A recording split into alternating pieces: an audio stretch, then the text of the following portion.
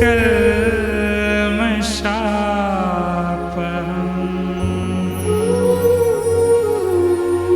श्रवणमङ्गलम्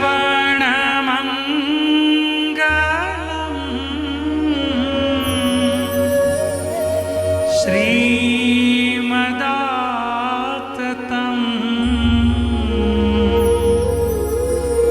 भुवि गृह्णन्ति ते भूरिदा जना।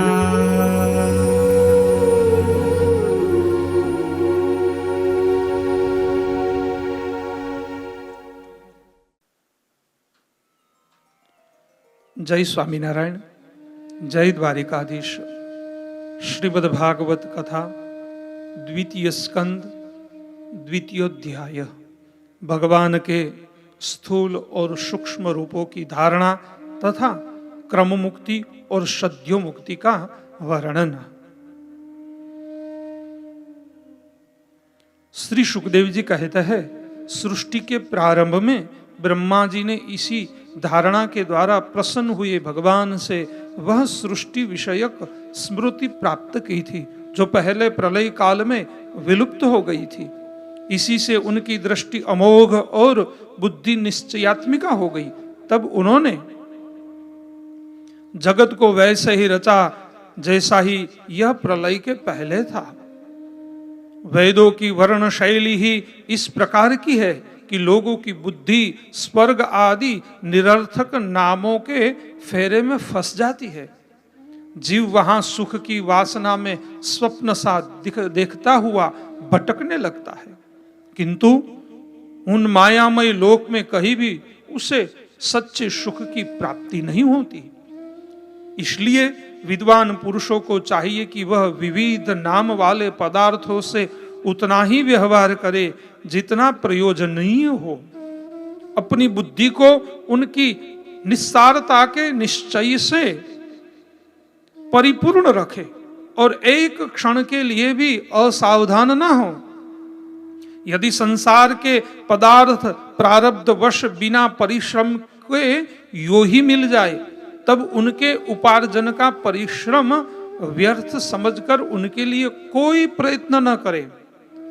जब जमीन पर सोने से काम चल सकता है, तब पलंग के लिए प्रयत्न करने से क्या प्रयोजन। जब बुझाए अपने को भगवान की कृपा से स्वयं ही मिली हुई है, तब तकियों की क्या आवश्यकता है। जब अंजलि से काम चल सकता है, तब बहुत से बर्तन क्यों बटोरे। वृक्ष की छाल पहनकर या वस्त्रहीन रहकर भी यदि जीवन धारण किया जा सकता है, तो वस्त्रों की क्या आवश्यकता है। पहनने को क्या रास्तों में चिथड़े नहीं हैं। भूख लगने पर दूसरों के लिए ही शरीर धारण करने वाले वृक्ष का क्या फल फूलों की भिक्षा नहीं देते हैं। जल चाहने वालों के लिए नदियां क्या बिल्कुल सूख गई है। रहने के लिए क्या पहाड़ों की गुफाएं बंद कर दी गई है। अरे भाई, सब न सही, क्या भगवान भी अपने शरणागतों की रक्षा नहीं करते।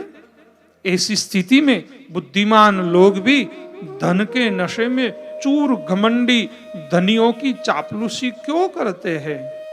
इस प्रकार विरक्त हो जाने पर अपने हृदय में नित्य विराजमान स्वतः सिद्ध आत्मस्वरूप परम प्रियतम परम सत्य जो अनंत भगवान है, बड़े प्रेम और आनंद से दृढ़ निश्चय करके उन्हीं का भजन करें, क्योंकि उनके भजन से जन्म मृत्यु के चक्कर में डालने वाले अज्ञान का नाश हो जाता है। पशुओं की बात तो अलग है, परंतु मनुष्य में भला ऐसा कौन है जो लोगों को इस संसार रूप वैतरणी नदी में गिरकर अपने कर्मजन्य दुखों को भोगते हुए देखकर भी भगवान का मंगलमय चिंतन नहीं करेगा।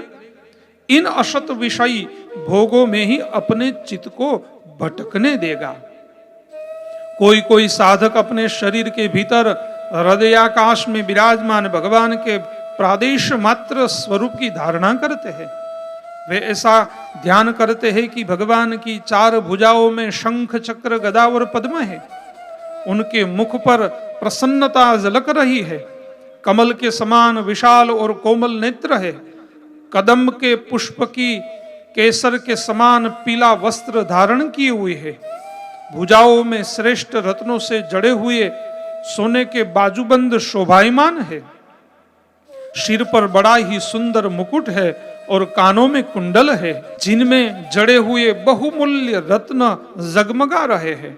उनके चरण कमल योगेश्वरों के लिए हुए हृदय कमल की कर्णिका पर विराजित है।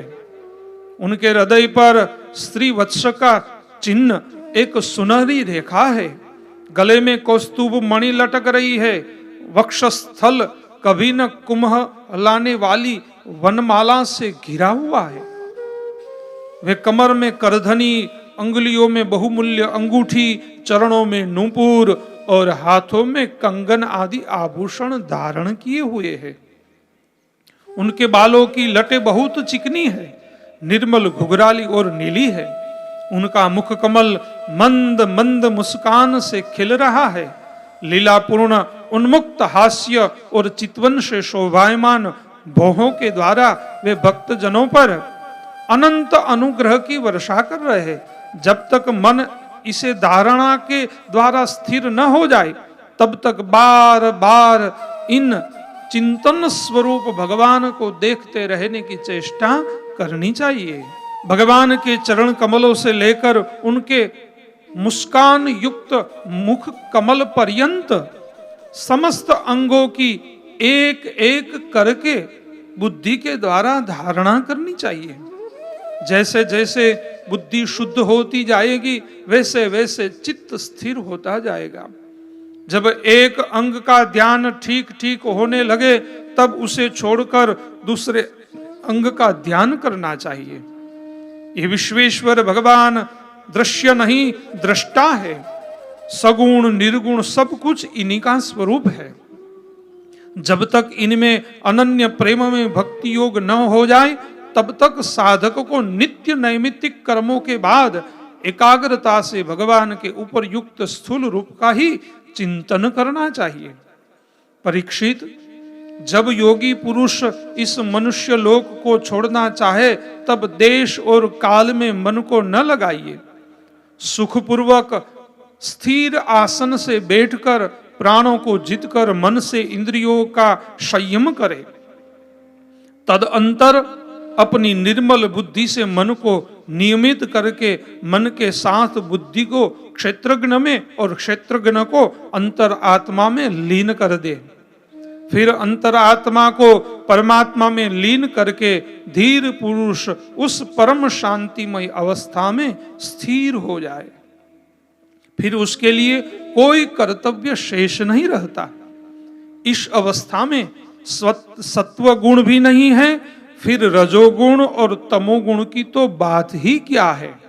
अहंकार, महत्त्व और प्रकृति का भी वहां अस्तित्व नहीं है। उस स्थिति में जब देवताओं के नियामक काल की भी दाल नहीं गलती, तब देवता और उनके अधीन रहने वाले प्राणी तो रह ही कैसे सकते हैं। योगी लोग यह नहीं इस प्रकार परमात्मा से भिन्न पदार्थों का त्याग करना चाहते हैं और शरीर तथा उनके संबंधी पदार्थों में आत्मबुद्धि का त्याग करके हृदय के द्वारा पद पद पर भगवान के जिस परम पूज्य स्वरूप का आलिंगन करते हुए अनन्य प्रेम से परिपूर्ण रहते हैं, वही भगवान विष्णु का परम पद है। इस विषय में समस्त शास्त्रों की सम्मति है।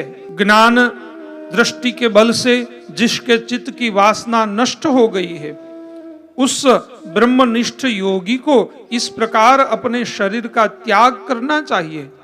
पहले एडी से अपनी गुदा को दबाकर स्थिर हो जाए और तब बिना घबराहट के प्राण वायु को षट चक्र भेदन की रीति से ऊपर ले जाइए। मनस्वी योगी को चाहिए कि नाभि चक्र मणिपुर क्रम में स्थित वायु को हृदय चक्र अनाहत में, वहां से उदान वायु के द्वारा वक्षस्थल के ऊपर विशुद्ध चक्र में, फिर उस वायु को धीरे धीरे तालु मूल में विशुद्ध चक्र के अग्रभाग में चढ़ा दे। तदअंतर 2 आंख, 2 कान, 2 नासा छिद्र और मुख, इन 7 छिद्र को रोककर उस तालु मूल में स्थित वायु को भौहों के बीच आगना चक्र में ले जाए। यदि किसी लोक में जाने की इच्छा ना हो तो आधी घड़ी तक उस वायु को वहीं रोककर स्थिर लक्ष्य के साथ उसे सहस्त्रार में ले जाकर परमात्मा में स्थित हो जाए। इसके बाद ब्रह्मरंध्र का भेदन करके शरीर इंद्रियादि को छोड़ दे। परीक्षित, यदि योगी की इच्छा हो कि मैं ब्रह्मलोक में जाऊं, 8 सिद्धियां प्राप्त करके आकाशचारी सिद्धों के साथ विहार करूं, अथवा त्रिगुणमय ब्रह्मांड के किसी भी प्रदेश में विचरण करूं, तो उसे मन और इंद्रियों को साथ ही लेकर शरीर से निकलना चाहिए। योगियों का शरीर वायु की भांति सूक्ष्म होता है। उपासना, तपस्या, योग और ज्ञान का सेवन करने वाले योगियों को त्रिलोकी के बाहर और भीतर सर्वत्र स्वच्छंद रूप से विचरण करने का अधिकार होता है। केवल कर्मों के द्वारा इस प्रकार बेरोक टोक विचरना नहीं हो सकता। परीक्षित, योगी ज्योतिर्मय मार्ग सुषुम्ना के द्वारा जब ब्रह्मलोक के लिए प्रस्थान करता है, तब पहले वह आकाश मार्ग से अग्निलोक में जाता है। वहां उसके बचे खुचे मल भी जल जाते हैं। इसके बाद वह वहां से ऊपर भगवान विष्णु का यह शिशुमार चक्र विश्व ब्रह्मांड के भ्रमण का केंद्र है, उसका अतिक्रमण करके अत्यंत सूक्ष्म एवं निर्मल शरीर से वह अकेला ही महर लोक में जाता है। वह लोक ब्रह्मवेत्ताओं के द्वारा भी वंदित है और उसमें कल्प पर्यंत जीवित रहने के बाद अथवा तो कल्प पर्यंत जीवित रहने वाले देवता विहार करते रहते हैं। फिर जब प्रलय का समय आता है, तब नीचे के लोकों को शेष के मुख से निकली हुई आग के द्वारा भस्म होते देख वह ब्रह्मलोक में चला जाता है। जिस ब्रह्मलोक में बड़े बड़े सिद्धेश्वर विमानों पर निवास करते हैं, उस ब्रह्मलोक की आयु ब्रह्मा की आयु के समान ही 2 परार्ध की है। वहां न शोक है, न दुख, न बुढ़ापा है, न मृत्यु। फिर वहां किस प्रकार का उद्वेग या भय तो हो ही कैसे सकता है। वहां यदि दुख है तो केवल एक बात का, वह यही कि इस परम पद को न जानने वाले लोगों के जन्म मृत्युमय अत्यंत घोर संकटों को देखकर दयावश वहां के लोगों के मन में बड़ी व्यथा होती है।